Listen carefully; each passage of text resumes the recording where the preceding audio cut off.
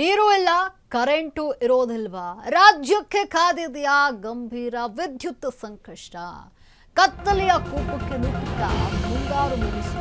ನೀರು ಇಲ್ಲ, ಕರೆಂಟ್ ಕೂಡ ಇರೋದಿಲ್ಲ. ಮುಂಗಾರು ಮಳೆ ಕಡಿಮೆ ಆಗಿರೋದ್ರಿಂದ ಇವೆಲ್ಲ ಸಮಸ್ಯೆ ಉಂಟಾಗುತ್ತಾ ರಾಜ್ಯಕ್ಕೆ ಈಗ ಗಂಭೀರ ವಿದ್ಯುತ್ ಸಂಕಷ್ಟ ಕಾದಿದೆಯಾ? ಕತ್ತಲೆಯ ಕೂಪಕ್ಕೆ ನೂಕುತ್ತಾ ಮುಂಗಾರು ಮುಗಿಸು. ಈ ಬಾರಿ ವಾಡಿಕೆಗಿಂತ ಕಡಿಮೆ ಮಳೆಯಾಗಿದೆ.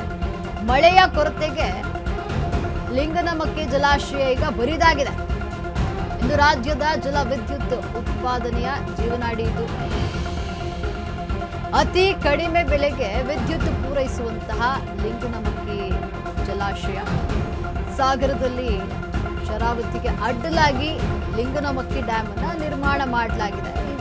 ಮಳೆ ಇಲ್ಲದೆ ಈಗ ಲಿಂಗನಮಕ್ಕಿ ಜಲಾಶಯ ಸೊರಗಿ ಹೋಗಿರೋದ್ರಿಂದ ವಿದ್ಯುತ್ಗೂ ಕೂಡ ಬರ ಬರುವಂತಹ ಸಾಧ್ಯತೆ ಇದೆ. ಪಶ್ಚಿಮ ಘಟ್ಟದಲ್ಲಿ ಕೂಡ ಗರಿಷ್ಠ ಮಳೆ ಕುಸಿತ ಕಂಡಿದ್ದು ಲಿಂಗನಮಕ್ಕಿ ಜಲಾಶಯ ಈಗ ಒಣಗ್ತಾ ಇರುವಂಥದ್ದು. ಸದ್ಯದ ಜಲಾಶಯದಲ್ಲಿ ಇರುವಂತಹ ನೀರಿನ ಮಟ್ಟ ನೋಡಿದಾದ್ರೆ 1746 ಅಡಿ ಇದೆ. ಕಳೆದ ವರ್ಷ ಇದೇ ಅವಧಿಗೆ 1772 ಅಡಿ ನೀರಿತ್ತು.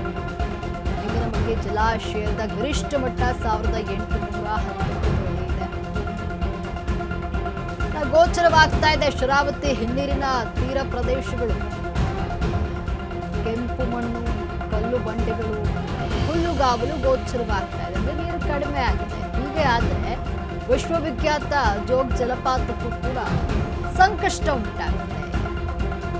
ಮಳೆ ಕಳೆದುಕೊಳ್ಳಲಿದೆಯಾ ವಿಶ್ವವಿಖ್ಯಾತ ಜೋಗ್ ಜಲಪಾತ? ಯಾಕಂದ್ರೆ ಮಳೆ ಕಡಿಮೆ ಆದ್ರೆ ನೀರು ಕಡಿಮೆ ಆಗುತ್ತೆ. ನೀರಿಲ್ಲ, ಕರೆಂಟು ಇಲ್ಲ ಅನ್ನುವಂತಹ ಪರಿಸ್ಥಿತಿ ರಾಜ್ಯಕ್ಕೆ ಬರುತ್ತೆ. ರಾಜ್ಯಕ್ಕೆ ಈಗ ವಿದ್ಯುತ್ ಸಂಕಷ್ಟ ಎದುರಾಗುತ್ತಾ?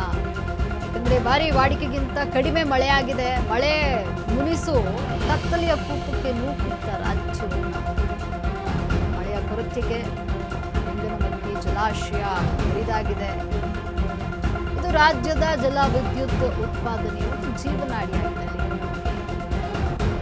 ಅತಿ ಕಡಿಮೆ ಬೆಲೆಗೆ ವಿದ್ಯುತ್ ಪೂರೈಸುವಂತಹ ಲಿಂಗನಮಕ್ಕಿ ಜಲಾಶಯ ಇಲ್ಲಿಗ ನೀರಿಗೆ ಬರಗಾಲ ಉಂಟಾಗ್ತಾ ಇದೆ. ಸಾಗರದಲ್ಲಿ ಶರಾವತಿಗೆ ಅಡ್ಡಲಾಗಿ ಲಿಂಗನಮಕ್ಕಿ ಡ್ಯಾಮ್ ಅನ್ನ ನಿರ್ಮಾಣ ಮಾಡಿದೆ.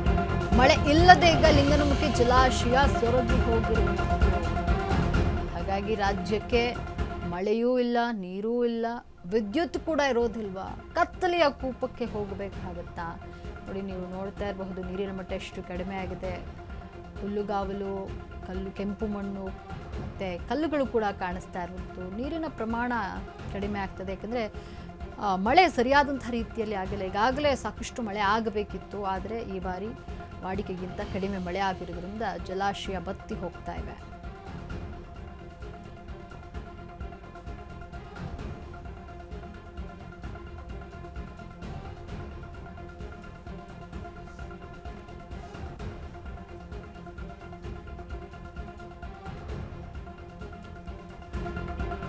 ಏನು ರಾಜ್ಯದಲ್ಲಿ ಕರೆಂಟ್ಗೂ ಕೂಡ ಈಗ ಬರಗಾಲ ಬರುತ್ತಾ? ವಿದ್ಯುತ್ ಇರೋದಿಲ್ವಾ? ನೀರು ಇಲ್ಲ, ಕರೆಂಟು ಇರೋದಿಲ್ವಾ? ರಾಜ್ಯಕ್ಕೆ ಗಂಭೀರ ವಿದ್ಯುತ್ ಸಂಕಷ್ಟ ಕಾದಿದೆಯಾ? ಯಾಕಂದ್ರೆ ಈ ಬಾರಿ ವಾಡಿಕೆಗಿಂತ ಕಡಿಮೆ ಮಳೆ ಆಗಿದೆ. ಹಾಗಾಗಿ ನೀರಿನಲ್ಲಿ ಕೊರತೆ ಉಂಟಾಗುತ್ತೆ. ಸರಿಯಾದಂತಹ ಬೆಳೆಗಳನ್ನು ಬೆಳೆಯೋಕ್ಕಾಗೋದಿಲ್ಲ. ಕರೆಂಟ್ಗೂ ಕೂಡ ಸಮಸ್ಯೆ ಉಂಟಾಗುತ್ತೆ. ನೀರಿನ ಪ್ರಮಾಣ ನೋಡಿ ಎಷ್ಟು ಕಡಿಮೆ ಆಗಿದೆ. ಜಲಾಶಯದಲ್ಲಿ ಮಣ್ಣು, ಕೆಂಪು ಮಣ್ಣು ಕಾಣಿಸ್ತಾ ಇದೆ, ಹುಲ್ಲುಗಾವಲು ಕಾಣಿಸ್ತಾ ಇದೆ, ಕಲ್ಲುಗಳು ಕಾಣಿಸ್ತಾ ಇದೆ. ಈ ರೀತಿ ನೀರಿನ ಮಟ್ಟ ದಿನದಿಂದ ದಿನಕ್ಕೆ ಕುಸಿತವನ್ನ ಕಾಣ್ತಾ ಇದೆ.